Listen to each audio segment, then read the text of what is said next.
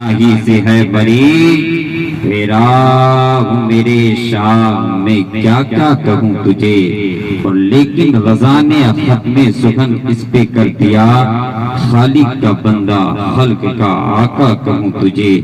پورا مجمع درود شریف پڑھے، اللہم صلی علی سیدنا شفیعنا نبینا مولانا محمدین مادر الجودی والکرم بارک وسلم والصلاة والسلام علیک یا رسول اللہ یا حبیب اللہ یا نبی اللہ صلی اللہ تعالی علیہ وسلم۔ انبیاء میں حبیب خدا کون ہے؟ انبیاء میں حبیب خدا کون ہے؟ آپ ہے یا نبی دوسرا کون ہے؟ اگر اور آپ لوگوں کو معلوم ہے کہ سبحان اللہ بولنا ثواب کا کام ہے تو محبت سے بولے سبحان اللہ۔ اپنے ہاتھوں کو جھنڈا بنائے اور محبت سے بولو یا رسول اللہ، اور محبت سے بولو یا رسول اللہ۔ کہ انبیاء میں حبیب خدا کون ہے؟ آپ ہے یا نبی دوسرا کون ہے؟ مانگتا ہوں اس لیے کہ مختار ہو، مانگتا ہوں اس لیے کہ مختار ہو یا رسول اللہ، مانگتا ہوں اس لیے کہ مختار ہو، ورنہ محتاج سے مانگتا کون ہے؟ مانگتا ہوں اس لیے، مانگتا ہوں اس لیے کہ مختار ہو، ورنہ محتاج سے مانگتا کون ہے؟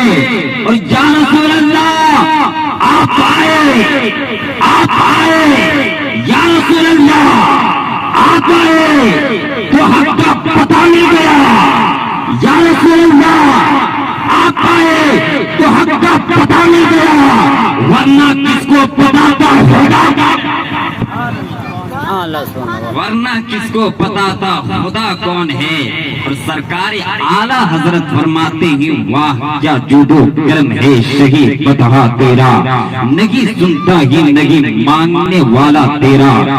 سرکار اعلیٰ حضرت فرماتے ہیں وہ لوگوں، اللہ نے ہمارے نبی کو بہت ساری شانیں عطا فرمائی ہے، بہت ساری عظمتیں عطا فرمائی ہے، لیکن ان عظمتوں میں سے یہ بھی ایک بہت بڑی عظمت ہے کہ اللہ نے ہمارے نبی کو اختیار بنا کر پیدا فرمایا ہے، مالک و مختار بنا کر پیدا فرمایا ہے۔ لیکن سنی بھائیوں، بہت سارے مخالف، بہت سارے دشمنان اعلیٰ حضرت سرکار اعلیٰ حضرت کے شعر پر اعتراض کیا کرتے ہیں، ان کو نمائی کیا کرتے ہیں کہ سرکار اعلیٰ حضرت اپنی طرف سے من گھڑت باتیں بیان کر دیے ہیں۔ اللہ نے اپنے نبی کو کب مالک و مختار بنایا ہے، اللہ نے اپنے نبی کو کب اختیار دیا ہے؟ یہ بریلی والے ہیں، اپنی طرف سے من گھڑت باتیں بیان کر دیتے ہیں، حالانکہ ایسا نہیں ہے۔ سچی بات یہ ہے اعلیٰ حضرت وہی لکھتے ہیں، وہی بولتے ہیں جو قرآن و حدیث کے اندر ہوا کرتا ہے، اس کے خلاف وہ کبھی نہیں بولتے ہیں۔ اگر بات نبی کی سلطنت کی کرے، اگر بات نبی کی عظمت و شان کی کرے تو اے جموں کے سنی جنتی مسلمانوں بھائیوں، آپ اپنے ذہن کو قریب کریں، میرے جملے آپ کی سماعتوں کے قریب اتر جانا چاہیے۔ اگر بات نبی کی پاور کی کرے، اگر بات نبی کی اختیار کی کرے، اگر بات نبی کی شان کی کرے تو اللہ نے اپنے نبی کو وہ شان عطا فرمائی ہے، وہ عظمت عطا فرمائی ہے کہ خدا نے اپنے نبی سے فرمایا پیغمبر زمین پر جائیے، پیغمبر زمین پر تشریف لے جائے، اس کل کائنات کو پیدا تو میں نے کیا ہے، یہ دنیا تو میری ہے لیکن اس دنیا کی حکومت تیری ہے۔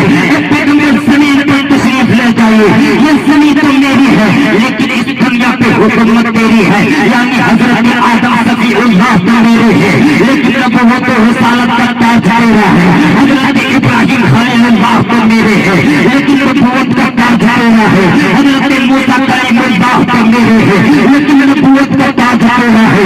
حضرت اسماعیل صفی اللہ تو میرے ہے لیکن نبوت کا تاج میرا ہے۔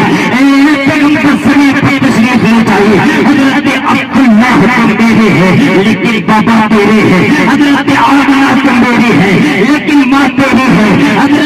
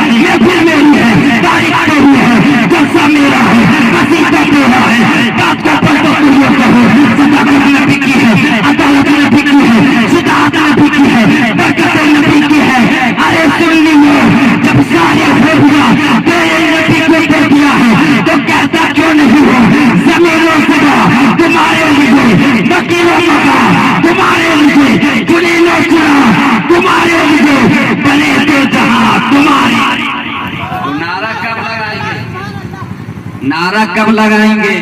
وہ ہے نبی کا عاشق جو اٹھ کے مجمع سے نعرہ لگائے گا، نعرہ تکبیر، نعرہ تکبیر، نعرہ رسالت، نعرہ رسالت، عید میلاد النبی، عید میلاد النبی۔ حضرات یہ محفل مجلس سرکار ہے اور یہ جو مہینہ چل رہا ہے آپ کو بخوبی معلوم ہے نبی کے ولادت کا مہینہ ہے۔ نبی اسی مہینے میں تشریف لائے تھے۔ میرے آقا حضور صلی اللہ تعالیٰ علیہ وسلم کی آمد مکہ شریف کی سرزمین پہ ہوتی ہے۔ کبھی آپ نے مکہ شریف کی سرزمین کا جائزہ ان علماء کرام کی زبانی آپ نے سنا ہوگا، آپ نے سماعت کیا ہوگا، آپ نے ملاحظہ کیا ہوگا۔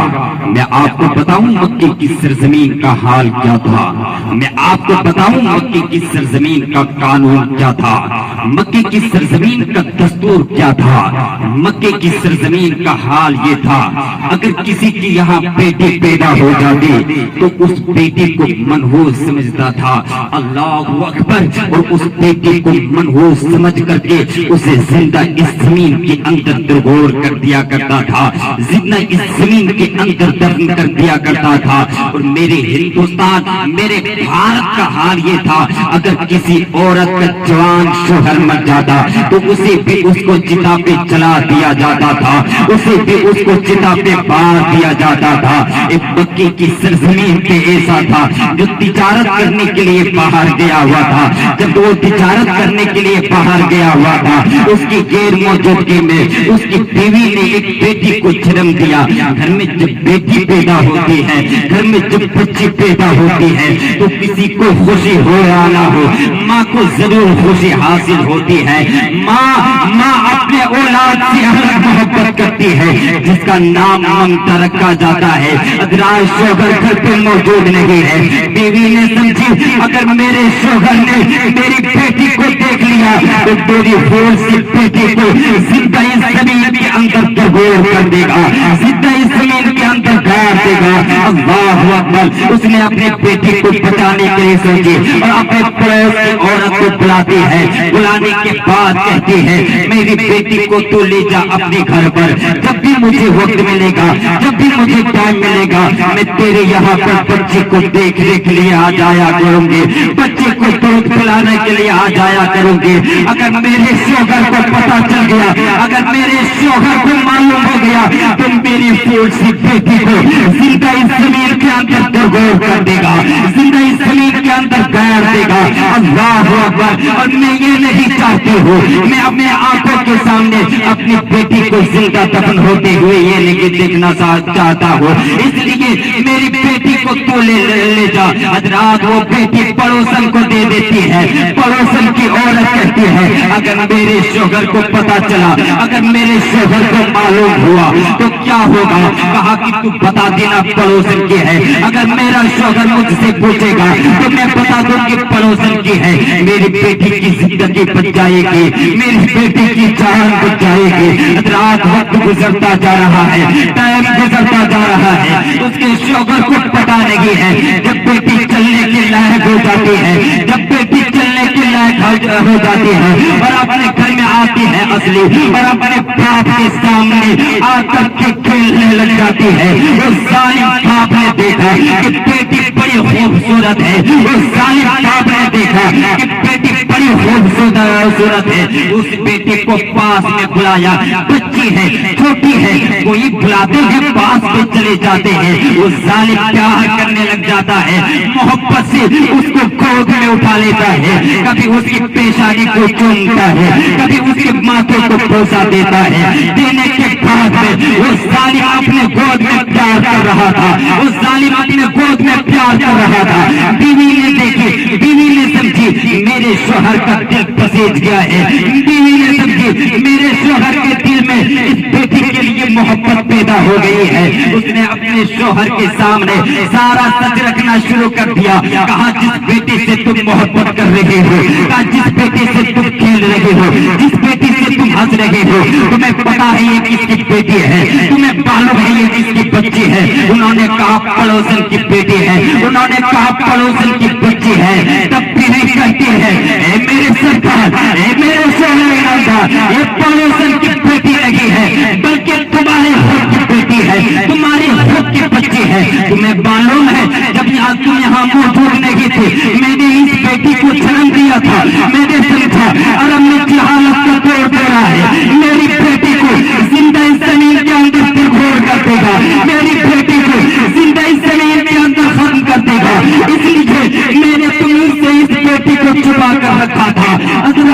जब उस सालिम ने इतना सुना तो दिल के अंदर जो जहालत पहले से मौजूद थी वो बाहर लौट आती है और अपने हाथों में एक कुदार लेता है, अपने हाथों में एक औजार लेता है, अपने हाथों में कुदार लेता है और बेटी को गोद में लेता है। अल्लाह अकबर, और बेटी को काटने के लिए जा रहा है, बेटी को जिंदा जमीन के अंदर दरगोर करने के लिए जा रहा है। सिर्फ इस वजह से इस समाज वाले क्या कहेंगे, खानदान वाले क्या बोलेंगे, मोहल्ले वाले क्या कहेंगे।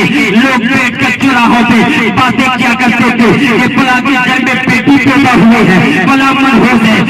जब इस तरह की बातें होती थी तो बाप को बड़ी शर्मिंदगी उठानी पड़ती थी, लेकिन उस दौर में मनहूस सालिम ने अपनी बेटी को जिंदा डालने के लिए जा रहा है, जिंदा जमीन के अंदर दफन करने के लिए जा रहा है। बीवी ने पेड़ पकड़ लिए, मेरे सरकार, मेरे शोहर इलमदार, मेरी बेटी को मत लेकर जाओ, मेरी बेटी को मत लेकर जाओ।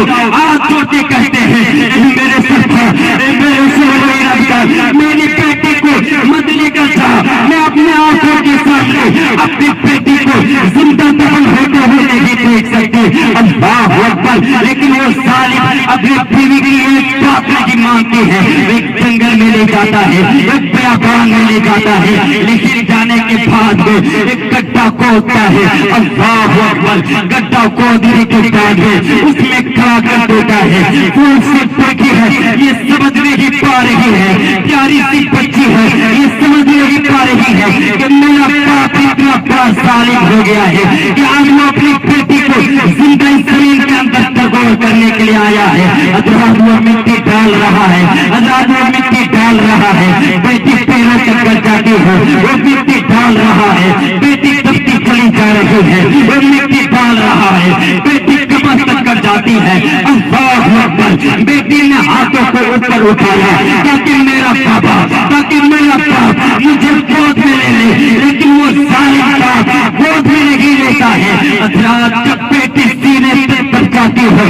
जब बेटी सीने पे तब जाती है, तब बेटी समझ गई कि अब मेरा बाबा बाप नहीं रहा है बल्कि एक सालिम बन गया है। और आज वो अपनी बेटी को जिंदा जमीन के अंदर दरगोर करने के लिए आया है। तो जहाँ सारे दरवाजे बंद हो जाते हैं वहाँ अल्लाह की रहमत का दरवाजा खुला होता है, वहाँ परवरदिगार आलम के रहमत का दरवाजा खुला होता है। बेटी ने आग उठा करके ऊपर देखा, रब की बारगाह में फरियाद करती है, दुआ करती है, इंतजार करती है।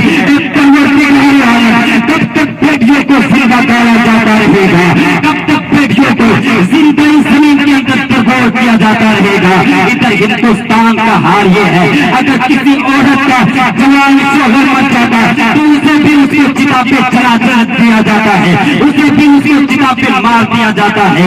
अल्लाह अकबर। एक औरत के हाथ पांव पकड़ कर लाते हैं, हाथ पांव पकड़ कर बांध कर लाते हैं और उसको चिता पे जलाया जा रहा है, उसे चिता पे मारा जा रहा है। अपने बेटी ने अपने बाप से कहा, ए मेरे बाबा, ए मेरे बाबा, मेरा शोहर चला गया है, मेरा शोहर मर गया है, मेरी इसमें क्या कसूर है, मेरी इसमें क्या गलती है। भाई से कह रहा है, मेरे भाई, मेरा शोहर इस दुनिया से चला गया है, मेरी इसमें क्या गलती है।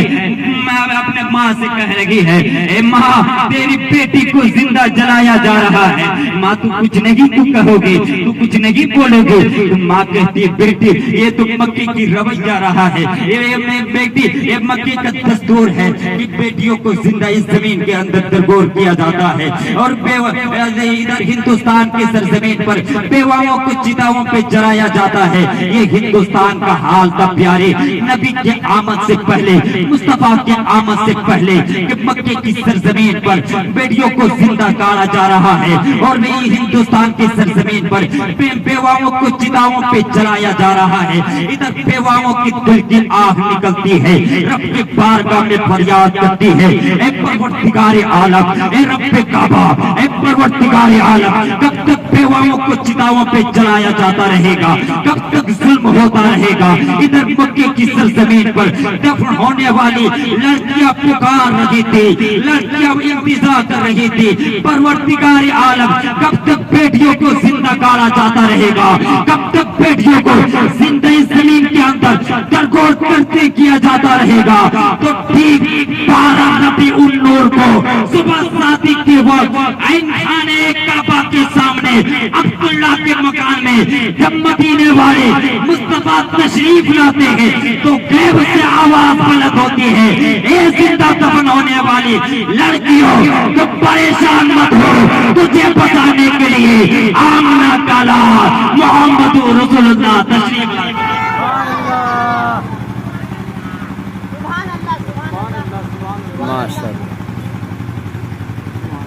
درود شریف پڑھیں اللہم صلی علی سیدنا شفیعنا نبینا مولانا محمد معدن الجود والکرم بارک وصلی والصلاة والسلام علیک یا رسول اللہ صلی اللہ تعالی علیہ وسلم. کہتی تھی بیوہ الہی بھیج جلوہ نور کا, دفن ہوتی بچیاں تکتی راستہ نور کا.